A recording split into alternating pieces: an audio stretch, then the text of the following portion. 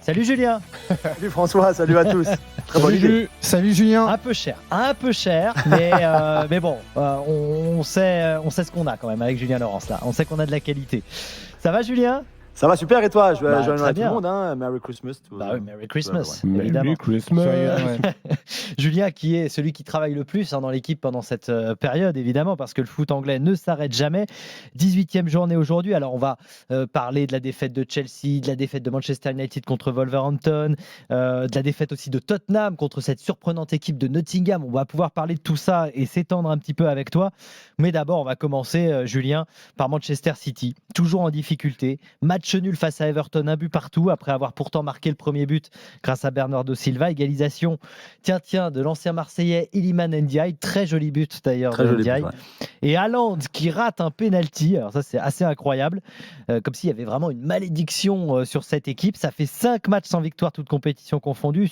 Surtout, City n'avance pas. Ils sont à 5 points maintenant de la 4e place, il me semble, au classement.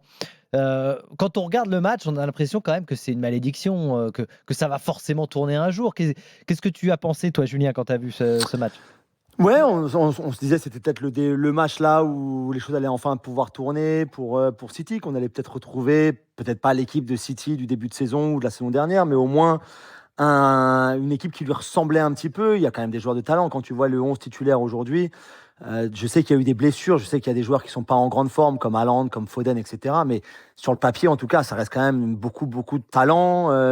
Une équipe qui a cette culture de la gagne, qui a beaucoup gagné avec Guardiola. C'est quand même Guardiola sur le banc. Et pourtant, tu l'as dit, ils sont toujours malades. Ça fait une victoire sur les 13 dernières rencontres, toutes compétitions confondues. Ils sont 7e au classement. Et cette nouvelle déconvenue, on va dire, cette nouvelle déception, parce que dans le jeu, il y a eu des moments où c'était peut-être un petit peu mieux collectivement. Moi, je trouve que c'est déjà beaucoup mieux quand ils jouent avec deux vrais ailiers, avec Savinho et Doku, par exemple. Alors, c'est pas non plus Robben et Ribéry, mais c'est quand même mieux, je trouve, que quand il fait jouer des Foden excentrés ou des Bernardo Silva excentrés qui, finalement, sont des joueurs qui n'apportent pas trop de danger, ou en tout cas pas comme des vrais ailiers devraient le faire ou pourraient le faire. Mais après, ils retombent dans leur travers habituel ces dernières semaines-là. C'est incroyable de concéder encore un but, de mener et d'être rejoint au score. C'est incroyable qu'Haaland, qui est dans la pire forme de sa carrière, on ne l'a jamais vu comme ça, rate encore un penalty. C'est juste hallucinant ce qui se passe chez eux. Incroyable d'ailleurs. Haaland, c'est le symbole un petit peu de ce City. Nous, quand on a regardé ça dans la rédaction avec Najib, le producteur, on s'est dit tiens, il va le rater parce qu'il se passe tellement des choses. Le scénario qui était tout indiqué, c'est-à-dire qui est en plus un bon gardien sur les Pickford, c'est un spécialiste penalty. On le voit avec la sélection anglaise, il est capable d'en arrêter plusieurs. D'ailleurs, il le tire mal. Hein. Ouais. Parce qu'il le tire très souvent dans ce secteur-là. Il avait déjà loupé un penalty contre le Sporting. Et donc, par rapport à ça, tu as raison d'insister là-dessus. C'est le symbole d'une équipe qui est en perdition sur le plan mental. Parce que dans l'absolu, tu prends un but autour de la 30e minute. Alors que tu mènes, depuis un quart d'heure. Tu as un penalty raté. Bon, ça va, tu rates un penalty à 30 minutes de la fin. City a déjà connu ça, mais le simple fait qu'en fait tu rates des occasions de cette envergure-là, ça impacte cette équipe sur le plan mental et elle ne sait plus quoi faire. Et ça, c'est terrible parce que dès que tu as un coup du sort négatif, ils sont plus capables de passer au-dessus. Et ça, c'est inquiétant. Mais il veut pas, à un moment donné, le mettre sur le banc, Haaland, Guardiola ou Non, mais le problème, il est intouchable. François, c'est que depuis le départ d'Alvarez, qui n'a pas été remplacé, il n'y a plus personne. Donc il faudrait faire jouer un Foden en numéro 9 ou Bernat Silva. L'effectif. Ce serait des faux neufs, quoi. Il faudrait un Foden en faux neuf. Il est habitué à jouer avec des faux neufs. Oui, d'accord, mais sauf qu'à un moment, que tu laisses partir Alvarez, je comprends, lui, il voulait plus de temps de jeu, ça se comprend. C'est 80 millions d'euros, c'est beaucoup d'argent quand un joueur que tu as acheté 15 millions, dont tu as déjà fait l'amortissement, c'est 80 millions qui vont directement sur ton compte en banque. C'est même pas des choses échelonnées. T'as rien à, voilà, c'est que du profit directement. Donc, il fallait le vendre. Très bien, je comprends. Mais comment un club comme Manchester City peut laisser partir un attaquant de ce niveau-là et ne pas le remplacer, ne pas recruter quelqu'un d'autre, ne serait-ce que même un joueur expérimenté qui serait content d'être sur le banc. C'est normal. Voilà. Non, mais c'est vrai, c'est hallucinant. Et donc aujourd'hui, tu te retrouves dans cette position-là, effectivement, où Haaland est complètement à la rue, comme le reste de son équipe, mais comme son entraîneur. Mais voilà, mais t'as même pas une autre option pour le remplacer. Non, mais aujourd'hui, Julien, il a raison d'insister là-dessus. Tu payes ta planification sportive qui est téméraire à ce niveau de compétition, parce que lors de la saison 2022-2023, quand Haaland il pouvait avoir une période de moins bien, c'était compensé par la très bonne forme dans la surface de Gundogan. 2023-2024, t'as Alvarez. 2024-2025, T'as plus Alvarez qui est parti à l'Atlético et Gundogan, il est en perdition. Donc forcément, quand t'as plus une solution offensive pour compenser la méforme d'Erling Haaland, ça pose problème. Que Bernardo Silva et Phil Foden prennent moins le relais aussi. Hein. Ouais, c'est ça. C'était en capacité dans C'est les ça, matchs parce où que c'était à un un peu moment moins donné, tu le vois au cours de la seconde période, la séquence, quand tu as une série de centres où tu as Erling Haaland qui ose plus attaquer la surface adverse, qui peut le faire, hormis Erling Haaland? Et ça, c'est problématique. Non, mais il faut expliquer quand même aux gens, Julien. Alors, je sais qu'on en a pas mal parlé dans l'after, mais comment c'est possible que cet effectif, c'est pas que un problème avec Erling Haaland, c'est plus global. Alors, il y a eu peut-être la blessure de Rodri, mais un seul joueur. joueur. Pas t'expliquer, pas autant de temps. Enfin. Comment on peut voir une équipe qui était autant dominante en championnat et même en Europe, mais en championnat, avec les mêmes joueurs. Perdre autant de matchs qu'en 5 ans. Perdre comme ça, perdre les pédales, faire match nul là contre Everton à domicile alors qu'ils mènent 1-0, enfin des choses qui étaient impensables. Il y a des explications en Angleterre, on dit quoi? C'est à cause de quoi? Ils ont trop gagné. Il y a plusieurs facteurs.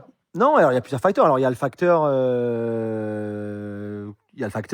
impensable, comme tu viens de le dire, c'est très bon mot, où en fait je pense que tu as été tellement habitué à gagner et surtout jamais habitué à perdre, que ce soit Guardiola lui-même en tant qu'entraîneur, puisqu'il n'a jamais perdu, quasiment, c'est un entraîneur qui a toujours gagné.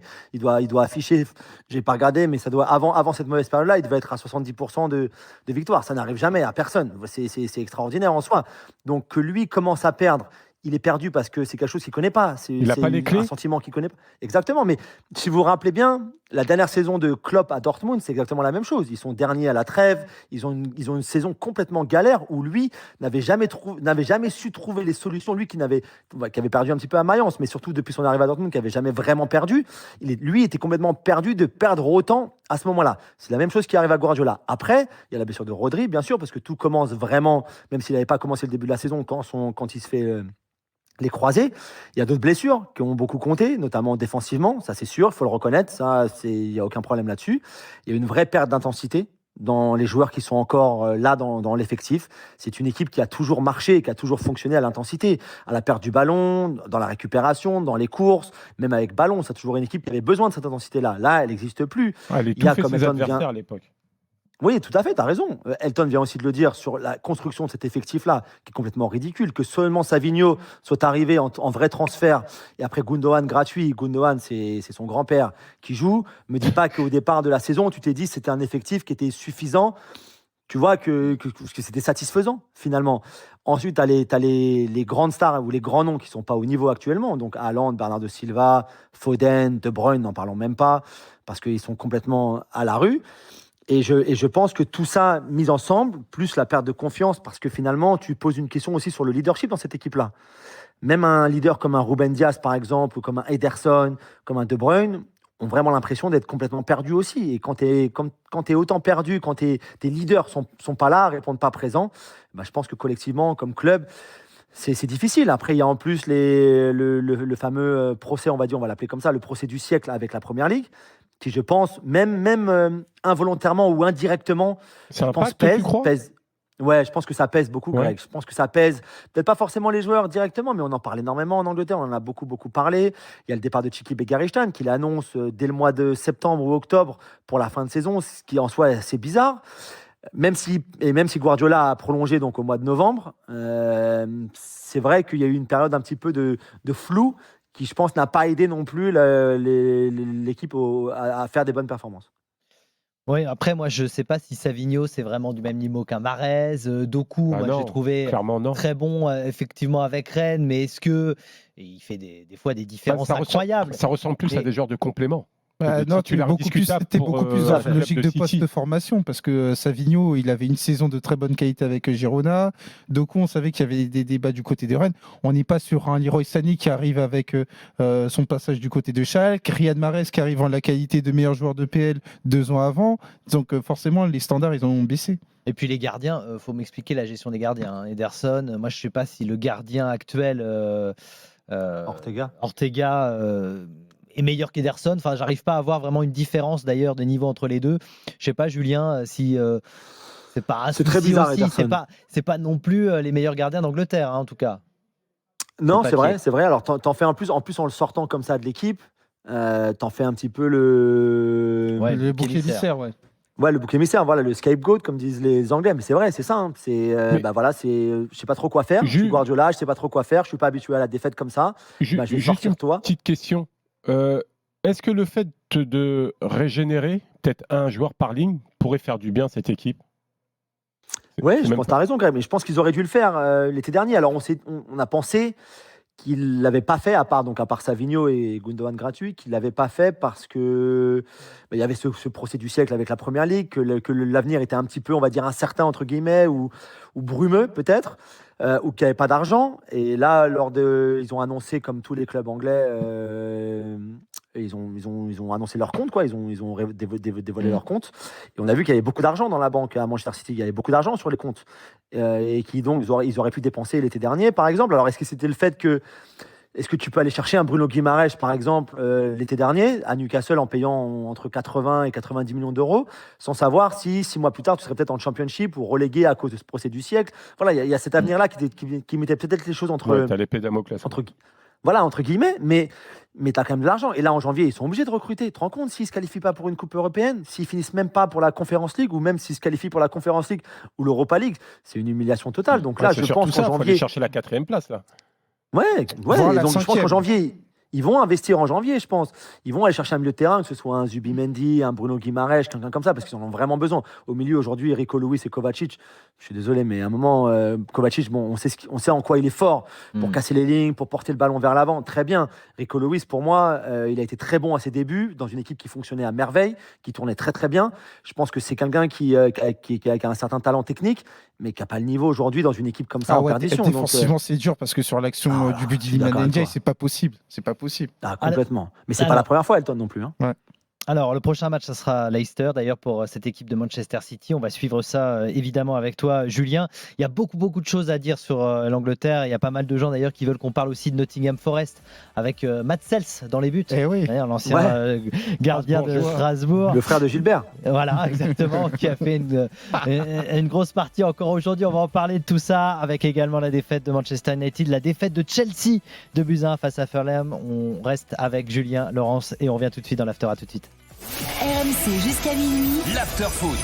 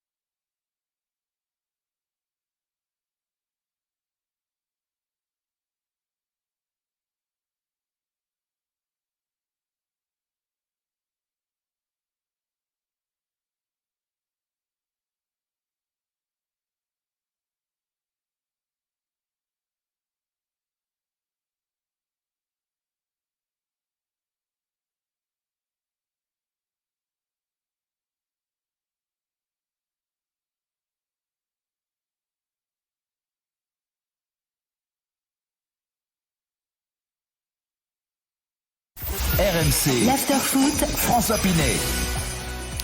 Allez, on est de retour dans l'After. Elton Mokolo, Grégory Pesley et Julien Laurence. N'oubliez pas de nous rejoindre d'ailleurs au 32-16. Je crois qu'il y a pas mal d'appels. On va essayer de tous vous prendre pour nous donner le nom de la recrue que vous souhaitez pour votre club au mercato d'hiver. Et puis, supporters de Lille, on vous attend aussi au 32-16 pour parler de la situation de Jonathan David. Faut-il le prolonger à tout prix? Mais on est avec Julien Laurence pour parler de cette 18e journée de Première Ligue. On a longuement débriefé donc le match nul de City face à Everton. Parlons un petit peu de Chelsea, le dauphin de Liverpool, qui a perdu, battu par Fulham 2-1. Les Blues qui menaient 1-0 grâce à Cole Palmer, leur meilleur buteur, avec un but très joli. Mais Fulham a marqué 2 buts dans les 10 dernières minutes. C'est la première défaite de Chelsea en PL depuis plus de 2 mois.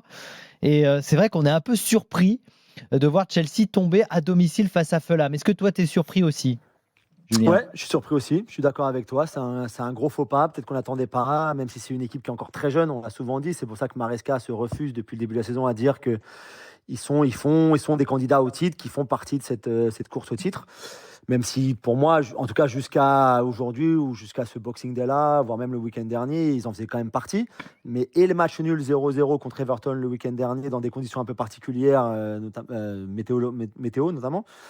Et là, surtout aujourd'hui, autant la première période avait été assez satisfaisante, notamment, tu le dis, le but de Palmer est magnifique. Enfin, c'est un but qu'il fait tout seul, quoi. Il fait tout seul. Ouais. C'est un petit peu, Il est trop ça fort. m'a un petit peu rappelé quand même ce qu'on avait vu la saison dernière sous Pochettino, où tu n'avais pas beaucoup de structure tactique.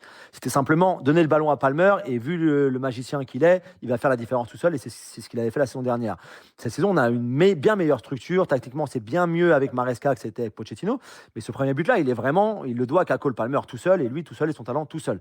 La seconde période, en revanche, catastrophique. Alors, je ne sais pas si physiquement, ils ont eu un petit coup de mou. Je ne sais pas si c'est aussi parce que je pense que Fulham a haussé l'intensité. De toute façon, il fallait qu'il le fasse parce qu'ils étaient menés 1-0 à la pause. Et en fin de match, effectivement, même si Chelsea a eu quelques occasions, notamment une très belle pour Nkunku, une très belle reprise d'Nkunku, il y en avait une autre aussi un petit peu avant pour Cucurella, la tête, et puis ensuite une frappe de Sancho. Mais c'est vrai que Fulham, sur la fin de match, sur la seconde période, je pense méritait au moins un point. C'est une belle équipe, cette équipe de Fulham. Marco Silva fait du très bon travail. Je suis bluffé cette saison parce que dans les gros matchs, ils sont rendus. Parce qu'il y avait une défaite contre Manchester City injuste, il y a eu le match nul contre Arsenal, le match nul à Anfield. Et la seconde période, il les domine clairement avec Bassey, avec Iwobi, avec Robinson sur le côté gauche. Chelsea n'a pas été en mesure de répondre footballistiquement. Tout à fait. Ouais, c'est vrai. C'est vraiment une belle équipe. Moi, je trouve que Marco Silva, c'est un super entraîneur. Il a pas une très bonne réputation ici, parce que par rapport à ce qui s'était passé à Everton, il s'était fait virer et tout ça, mais il a fait du très bon travail avec Fulham de les faire monter déjà. Et ensuite, là, notamment la saison dernière et cette saison, c'est vraiment une super saison. Alors, pas autant que Nottingham Forest, dont on parlera tout à l'heure, mais ils sont vraiment pas loin. Et c'était une très belle victoire aujourd'hui, qu'ils sont allés dans le derby du. Ils ont le même nombre de points que Manchester City aujourd'hui. C'est ça, exactement. Ouais. Ils sont juste derrière, à la différence de but. Ouais. Et Iwobi, gros match, t'as raison. Ah ouais, Iwobi, sacré match. Il court, mais partout, il est incroyable. Non, c'est fou. Cole Palmer, on en dit beaucoup de bien dans le chat. Après, on nous dit il a été nul en deuxième mi-temps. C'est vrai que c'est un joueur, bon voilà, honnêtement, moi, il me bluffe parce qu'il n'est pas très rapide, il n'a pas une puissance physique dingue, mais par contre, dirait que c'est facile. Son intelligence, parce que tu le vois encore sur le premier but, sa capacité à se déplacer entre les lignes. Et la frappe. Elle est parfaitement placée. Et ça, c'est sa spéciale. Entre les jambes de Diop, exprès. Il négocie les espaces, mais d'une intelligence. Et après, il a la qualité de pied aussi. Oui, et ça va devenir sa spéciale, cette capacité à finir premier poteau. C'est pas quelque chose qu'on voit très souvent. Ça démontre que qualité footballistique, il se pose là. Non, c'est. Mais il a l'air tellement détaché en plus, ce joueur. C'est ça. Ouais, complètement. C'est vrai, il a cette personnalité un petit peu que. On peut voir aussi un petit peu sur les réseaux sociaux, notamment dans ce qu'il peut dire dans ses interviews, où il n'est pas très loquace non plus, mais c'est dans la personnalité, un petit peu aussi cette génération-là ici en Angleterre. Mais ouais, je pense qu'il a, pour moi, c'est un petit génie en fait qui avait l'horizon un peu bouché à City, alors que lui, pourtant, est de la région, à Manchester, et qui a dû partir. City, c'était beaucoup d'argent, 40 millions d'euros à l'époque pour quelqu'un comme lui, qui finalement, on avait vu par bribes le talent exceptionnel qu'il pouvait avoir, ou chez les jeunes en équipe d'Angleterre notamment, mais jamais avec cette constance-là, jamais avec ce niveau-là. Et là, ce qu'il fait à Chelsea depuis 18 mois maintenant, c'est juste incroyable. Alors parlons justement on a parlé des deuxièmes, les troisièmes de ce championnat d'Angleterre à l'issue donc de ce Boxing Day, de cette 18e journée, c'est donc Nottingham Forest. Alors il faut attendre évidemment le match demain d'Arsenal qui pourrait repasser devant, mais quand même, Nottingham Forest a battu Tottenham 1-0, 4 victoires d'affilée. C'est une première depuis 95 pour Nottingham Forest. Faut que tu nous expliques là, Julien. C'est quoi le secret de cette équipe ? On a parlé de Mads Sels effectivement sur le chat parce qu'il est le gardien de but, l'ancien de Strasbourg, et il fait des grosses prestations. Mais il n'y a pas que ça. Non, alors on va commencer par Sels, bien sûr. Le sosie de Stéphane Brun, bien sûr. Le frère de Gilbert Bribois, on l'a déjà dit. L'ancien Strasbourgeois qui avait été recruté. Ça avait pu surprendre peut-être au mois de janvier, surprendre dans le sens où c'était pas par exemple les Anglais ne savaient pas du tout qui c'était, ils n'arrivaient pas à prononcer son nom. Enfin pour eux Strasbourg, la Ligue 1 comme d'habitude, encore un jeune joueur, ça peut les intéresser, un joueur âgé comme lui, un gardien en plus, rien à faire. Mais je pense qu'il l'avait recruté surtout pour sur sa ligne, les arrêts sur sa ligne.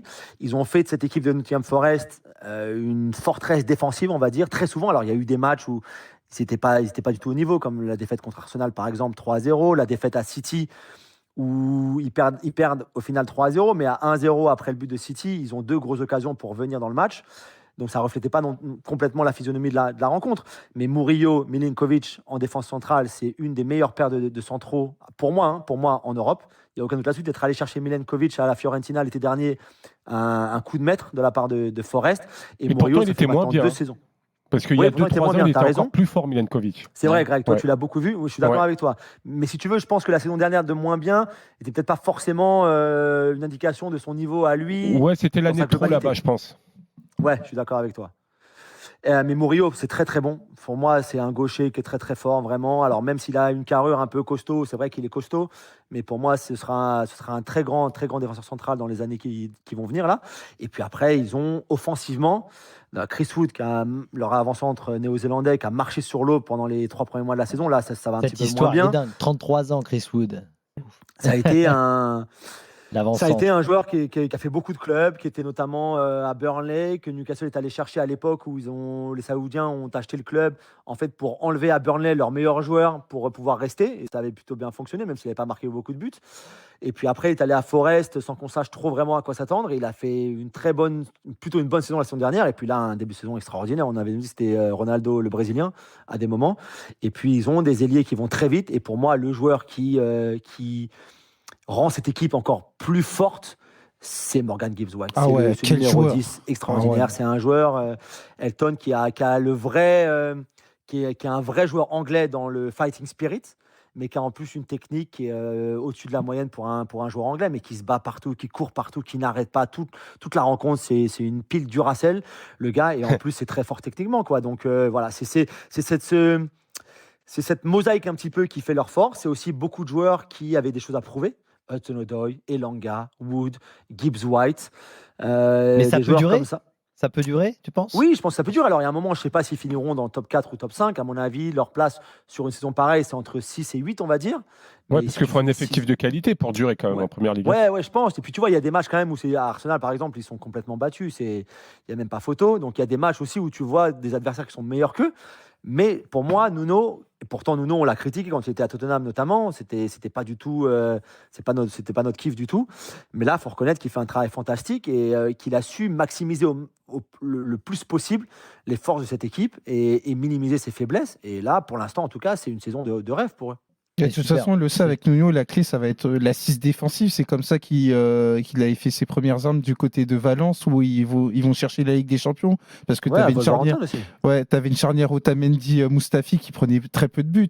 Et donc, par rapport à ça, dès que tu as l'assise défensive du côté de Nuno, tu peux voyager loin. Maintenant, ça va être ça, parce que pas plus tard qu'il y a 3 semaines, ils en ont pris 3 à City. Donc ça, c'est un petit rappel. Bon, après, ils affrontaient Tottenham, Julien, qui est une équipe en grande difficulté, hein, vraiment. Ange Postecoglou, là, on disait qu'il était menacé avant le match. Ils viennent donc de perdre contre Nottingham 1-0. Ils ont gagné qu'un match sur les 6 derniers de Première Ligue. Bon, c'est très compliqué. C'est très compliqué. Alors, ils se sont qualifiés pour la demi-finale de la Coupe de la Ligue en battant United, dont on parlera tout à l'heure, qui c'est pas beaucoup plus glorieux non plus, sous Amorim pour l'instant, mais c'est compliqué dans un match comme ça. Il suffit juste de voir le but, encore une fois en transition défensive côté Tottenham, où ta défense, elle est, mais vraiment, c'est porte ouverte, fenêtre ouverte, vous avez ouvert tout ce que vous voulez. Non, mais Julien, je pense que la première ligue, là, en niveau qualité, ça commence à régresser quand même. Non, mais je sais pas, mais après, parce que là, je sais qu'on n'a pas trop le temps, on va parler de United aussi, mais le problème de Postecoglou, mais moi on en a parlé l'autre jour dans les drôles de dames aussi, avec les drôles de dames dans l'after. Après la défaite 6-3 contre Liverpool, où ils auraient dû encaisser 10 buts même. Il y a des blessures aussi défensivement, donc il n'y a pas Romero, il n'y a pas Van de Ven, Dragosin s'est blessé encore aujourd'hui, il n'y a pas Davis, là il y avait Udogi, mais il n'était pas là contre Liverpool. Mais à un moment, le fait que Postecoglou soit tellement têtu, qu'il s'entête encore à vouloir jouer toujours ce jeu super offensif, c'est très bien quand ça marche, il n'y a pas de problème. Moi, je suis le premier, on est tous les premiers à dire qu'il faut que le football, c'est un jeu offensif, qu'on prenne du plaisir, que ce soit spectaculaire, pas de problème, mais pas au détriment de ton équipe à toi. Tu peux pas, même pour demander à tes joueurs d'avoir cette philosophie kamikaze, de toujours vouloir attaquer, que tes milieux défensifs, ton double pivot aujourd'hui, Bentancur, Sarr, dès que tu as le ballon, qu'il faut qu'il court vers l'avant, aller dans la surface, non, ça marche pas comme ça le football, parce que quand tu perds le ballon, et derrière, il reste plus personne. Ah, t'as plus d'équilibre, t'as plus rien. Ouais, là, ça manque de bon sens, là. Mais oui, tu vois, il n'y a aucun équilibre. Exactement, le bon sens, il n'y a aucun équilibre. Moi, je veux bien qu'il ait sa philosophie, son style, c'est très bien. On est tous là à dire qu'il faut que chaque entraîneur ait leur style. C'est très bien, pas de problème. Mais là, à un moment, il fait n'importe quoi. Ouais, c'est ce qui m'inquiète pour Postecoglou parce que j'ai l'impression qu'il veut beaucoup plus avoir sa victoire philosophique plutôt qu'avoir le bon contexte Tout pour à ses fait. joueurs. Parce qu'aujourd'hui, t'es Tu as tout à fait 11e. raison. Quand tu Bon, il t'appelles aura le temps de lire des livres de philo du coup. Non, là. mais quand tu t'appelles Tottenham, Il sera plus là. t'as quand même investi. Je fais à un moment donné, la question Postecoglou, elle va se poser parce que Bah, je pense 11e qu'elle pour se pose Tottenham. déjà. Elle se pose déjà. C'est pas possible quand t'as un club qui a vocation à jouer la Ligue des Champions. Sincèrement, quand tu vois cette saison, t'as Nottingham Forest qui est en course pour la Ligue des Champions, t'as Brighton qui est beaucoup plus haut. Enfin bon, même si là ils sont retombés à la Fulham. 10e place, t'as Fulham. Ça peut pas être satisfaisant pour Tottenham. Bon, la chance qu'il a, c'est qu'en Angleterre, on parle aussi de Manchester United qui ne va pas mieux, comme tu l'as dit, Julien. Battu 2-0 aujourd'hui par Wolverhampton, avec notamment un but encaissé, c'est assez rare ça, sur corner rentrant. Oui. Ça fait deuxième en une semaine. C'est pour leur Manchester deuxième en United. 5 jours. Hein. Ouais, Ouais. alors donc là, il y a un Ouais. petit problème quand même. C'est assez rare en général dans le monde du foot, mais alors si une équipe en encaisse deux de suite, c'est qu'il y a un petit problème. Quand Il même. y a un souci. Hein, peut-être de la part du gardien.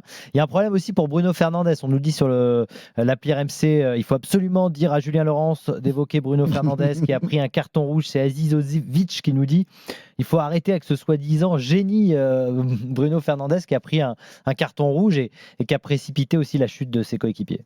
Absolument, ouais, tout à fait. À l'entame de la seconde période en plus. Enfin, en plus, c'est pas, mais s'il l'avait pris à la 95e et qu'il menait 3-0, par exemple, on en aurait moins parlé. Mais là, tu laisses tomber ton équipe. Hein. Sincèrement, pour moi, c'est une faute professionnelle. Ce que fait Bruno, prendre un deuxième jaune comme ça à la 47e ou 48e minute pour prendre ton troisième carton rouge de la saison. La dernière fois que c'est arrivé, c'était Vidic, je crois, en 2007 ou 2008 avec United. Mais alors, Vidic, encore, c'est le défenseur central le plus rugueux de l'histoire des centraux rugueux. Voilà, exactement. Tu vois, donc lui encore, on peut se dire, mais Bruno Fernandes, alors même si un des 3 rouges avait été annulé ensuite parce que effectivement ça méritait pas rouge, c'est quand même 3 rouges dans la même saison pour un milieu offensif comme Bruno. Quand c'est ton capitaine, quand il doit montrer l'exemple, qu'il le montre pas, quand ton équipe est en difficulté. Aujourd'hui, ce soir, c'est la 5e défaite lors des 7 derniers matchs. 5 défaites en 7 matchs maintenant pour Ruben Amorim, qui lui, le pauvre, à chaque fois que la caméra le montre sur le banc de touche, t'as l'impression qu'il est au bout de sa vie, quoi. Il en peut plus, le pauvre. Déjà, ça fait 2 mois qu'il est là. Hein. On l'a déjà, mais il comprend rien, démoli. lui, il faisait que gagner au Sporting. Il arrive là, il perd. Exactement. Et je pense que même lui, Greg, savait que ce serait dur, mais je pense qu'il se pensait pas que ce serait aussi dur là. Ouais. Voilà. Alors, je sais pas si c'est juste son équipe, si le niveau global de la Première Ligue l'a surpris ou comment c'est dur. Aujourd'hui, le match à Wolverhampton, il y a du brouillard, c'est une ambiance de folie parce qu'en plus, au Boxing Day, toujours, les ambiances sont belles. Cunha marche sur l'eau en ce moment, alors il aurait sûrement dû être suspendu déjà pour ce qui s'est passé à la fin du match contre Ipswich, où il avait arraché les lunettes d'un gars de la sécurité d'Ipswich. Donc, il aurait sûrement déjà dû être suspendu, mais bon, il te fait corner direct, il fait passe d'ess sur le deuxième but, il fait la misère à tout le monde dès qu'il a le ballon. De toute façon, c'est un joueur qui est bien trop fort pour Wolverhampton. Il est juste là parce que c'est George Mendes et puis voilà. Mais tu sens, à part les 10 dernières minutes peut-être où United a vraiment poussé un petit peu, même à 10 contre 11, le reste du temps, il y a rien du tout. Avec le ballon, même à 11 contre 11 en première période, il se passe rien. Et moi, ce qui me surprend, moi, je veux bien laisser du temps à Amorim. Je pense que c'est un très très bon jeune entraîneur. Il n'y a pas de problème. Mais moi, pour l'instant, je ne vois rien. Sincèrement, je ne vois pas assez. Je suis déçu dans le sens que à partir de maintenant, là, j'aurais voulu voir quelque chose déjà. Et pour Donc, l'instant, la patte à Amorim. Voilà, un petit peu. Ouais, mais quelque chose, tu vois, un petit truc. Tu vois, donc sur les 7 derniers matchs, il y a donc 5 défaites, on vient de le dire, et 2 victoires. Contre Victoria Pilsen en Europa League à la 88e minute, et puis le miracle contre City, où il marque à la 90e et 93e. C'est pas forcément que la victoire est volée, mais c'est que c'est une victoire en fin de match. Donc voilà, c'est les 2 victoires sur les 7 derniers matchs, à la 88e et 93e. Sinon, c'était 0 victoire en 7 matchs. Et à un moment, je trouve que dans le jeu, pas forcément dans les résultats, on l'a déjà dit souvent, tu peux perdre en étant très bon, mais dans le jeu, sincèrement, je vois pas grand-chose par rapport à ce qu'on voyait avant avec Ten Hag. En plus, oui, c'est vrai que quand on voyait le Sporting d'Amorim, ça, c'était. Il y a une problématique. C'était emballant encore. Il y a une problématique pour Ruben Amorim de ce qu'on voit notamment sur les matchs avec Manchester United. J'ai l'impression qu'il est parti sur un parti pris beaucoup plus théorique qu'opérationnel parce que il tient énormément à sa structure avec ses 3 défenseurs. Il tient à ce que son équipe avance ensemble dans le camp adverse, mais ça se matérialise par très peu de tirs. Encore en première période contre Wolverhampton, c'est un tir. Ouais. Contre Manchester City, il faut pas l'oublier, le premier tir cadré, c'est à la 60e minute. Donc ça va être une problématique, cette incapacité à créer beaucoup d'occasions, parce que si tu n'arrives pas à créer beaucoup d'occasions et qu'en plus t'encaisses, l'équation va être difficile. Bon, après, c'est aussi un problème, sans doute pas d'entraîneur, Ah non, puisqu'on mais les a vus après, passer, ça, les aujourd'hui, ça entraîneurs et les Non, coachs mais de ça dépasse qualité. Amorim parce qu'on l'a très peu évoqué, mais ce que fait un Bruno Fernandes, ce n'est pas possible parce que à un moment donné, un nouvel entraîneur qui vient d'arriver, qui doit poser des fondations, il a besoin de s'appuyer, et je pense au contrôle de Greg, tu as connu ça, il doit s'appuyer sur des leaders qui vont être dans la continuité de tout ça. Mais quand tu as un gars qui, à 0-0, il te crève comme ça, c'est Ouais, pas possible. compliqué. C'est inacceptable. Hein. En tout cas, il y en a un peut-être qui va être pas mal pour vos clubs là pour le mercato, c'est Rashford. Il n'était pas dans le groupe encore une fois. Alors je sais pas si, Ouais, encore si une ça fois. vaut quelque chose encore Rashford pour le très haut niveau, mais Il a que 27 ans. Hein. mais Il a que bon, 27 ans. Si tu récupères le il n'était pas Rashford très bien ces dernières années. Ouais. Enfin, non, il y a 2 saisons, il fait la saison magnifique là. C'est la saison dernière ouais, où. ouais, c'est la saison dernière. Il y a C'est plus 2 compliqué. il y a 2 saisons, il est. Il y a 2 saisons, il est. Il y a 2 saisons, il est Mais assez à se demander exceptionnel. si cet effectif, il est complémentaire en fait. C'est une tu sais, addition de plusieurs individualités, mais tu as la sensation qu'il n'y a rien qui se dégage. Et Julien, en fait. je voulais te poser la question par rapport à Rashford. Donc, c'est la 4e fois de suite qu'il est mis hors du groupe. Ça traduit quoi? Est-ce que c'est une décision qui émane du club ou d'Amorim, par exemple? D'Amorim, visiblement, ouais, il dit qu'il n'est pas au standard, pas au niveau de ce que lui voudrait à l'entraînement. Bon, on va parler peut-être de choses un peu plus disciplinaires, on va dire, de ce qu'il pourrait faire même en dehors des terrains, pas simplement sur le terrain d'entraînement. Ah. Là, pour l'instant, le message d'Amorim, c'est à l'entraînement, il n'est pas au niveau. C'est pas ce que j'attends de lui. J'attends mieux, j'attends plus de lui. Je pense qu'Amorim a été très déçu par l'interview que Rashford a donnée il y a peut-être 15 jours de ça Times. maintenant, où il disait je suis prêt pour un nouveau challenge, voilà, et qu'il voulait partir. En gros, c'est ça que ça voulait dire. Ça veut dire en janvier, je veux partir, je veux pas rester ici. Amorim nous avait dit après, j'aurais préféré qu'il vienne me voir à moi plutôt que de le dire comme ça publiquement dans une interview. Donc je pense que ça a beaucoup déçu Amorim. Et Amorim est aussi dans une période, on l'a dit, où il cherche sa meilleure équipe, il cherche les joueurs sur lesquels il peut compter. Et aussi, il est encore dans cette période où il a le droit de faire ce qu'il veut, en fait. S'il veut nous faire jouer, s'il veut aller chercher Greg Paisley en janvier, gratuit en plus. Parce que là, Greg, il est encore Attends, fit. Paisley, il a 2 Maguire dans les jambes. Bah attends, Attends, aujourd'hui, tu vois comment il est fit, c'est meilleur Greg que Paisley, Lisandro il Martinez. parle pas de- Attends, Lisandro Il dit c'est dans Martinez, ses il se le prend. Vous êtes fous. Paisley. Tu vois, là, il peut faire ce qu'il veut. Il peut aller chercher qui il veut, il peut faire jouer qui il veut. Il est encore dans colle, hein. cette... Paisley. On me verrait cette plus du côté période-là. de Liverpool quand même. Franchement, on va organiser ça. En plus, non, mais je sais pas quel âge tu as, on peut le dire à l'antenne. Trop. Parce qu'il fait 47. tellement jeune. C'est 47. incroyable. On dirait qu'il a 20 ans encore, Greg. Non, mais Non, Julien, mais je c'est le sens incroyable. par contre. que Ah j'ai non, c'est 47 incroyable. ans. Bravo à lui. La Ah non, dernière fois mais qu'on s'est vu, franchement, Merci à il vous. est Après, fit. j'ai Il est souvent dit, magnifique. j'ai souvent dit, j'avais pas de pied droit, j'avais pas de jeu de tête, j'avais pas taclé. Il fallait bien que j'ai un truc quand même.